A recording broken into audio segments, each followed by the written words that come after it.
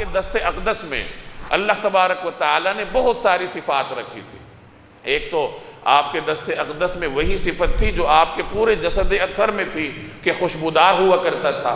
جو آدمی آپ سے ہاتھ ملاتا تو وہ دیر تک اپنے ہاتھ میں حضور علیہ السلام کے دست اقدس کی خوشبو محسوس کرتا تھا۔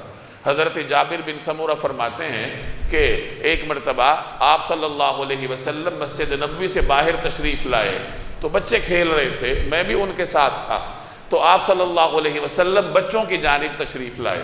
بچوں سے محبت کرنا یہ نبی کریم صلی اللہ علیہ وسلم کا مستقل طرز عمل تھا۔ اپنے خاندان کے بچوں سے بھی پیار فرماتے تھے اور عام مسلمانوں کے بچوں سے بھی آپ پیار کرتے تھے۔ کبھی کبھار آپ بچوں کے درمیان تشریف لاتے اور ان کے درمیان دوڑ کے مقابلے کرواتے تھے۔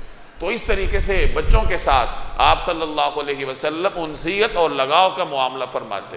تو حضرت جابر فرماتے ہیں کہ حضور علیہ السلام بچوں کی جانب تشریف لائے اور بچے ان سے ملنے لگے، آپ صلی اللہ علیہ وسلم ان کے سروں پر ہاتھ پھیرنے لگے، تو میں نے بھی آپ سے ہاتھ ملایا اور میں نے آپ صلی اللہ علیہ وسلم کے دست اقدس کو ٹھنڈا پایا، آپ کی ٹھنڈک میں نے محسوس کی، اور آپ کا دست اقدس ایسا معطر تھا، ایسا خوشبودار تھا کہ ایسے معلوم ہوتا تھا کہ ابھی آپ نے عطار کی ڈبیا سے ہاتھ نکالا ہو۔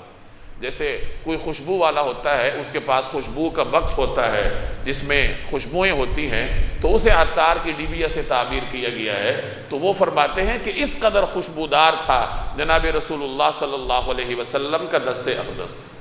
حضرت ابو جحیفہ فرماتے ہیں کہ ایک مرتبہ نماز کے بعد حضور علیہ السلام کھڑے ہوئے، صحابہ کرام آپ سے ملنے لگے، تو میں بھی گیا اور میں نے حضور علیہ السلام سے ہاتھ ملایا، تو میں نے آپ کے دست اقدس کی ٹھنڈک اور خوشبو کو محسوس کیا۔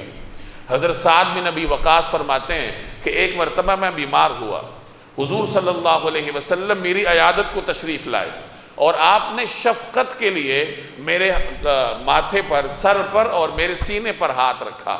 تو سعد بن ابی وقاص فرماتے ہیں کہ میں آج تک اپنے جگر تک نبی کریم صلی اللہ علیہ وسلم کے دست اقدس کی ٹھنڈک کو محسوس کرتا ہوں۔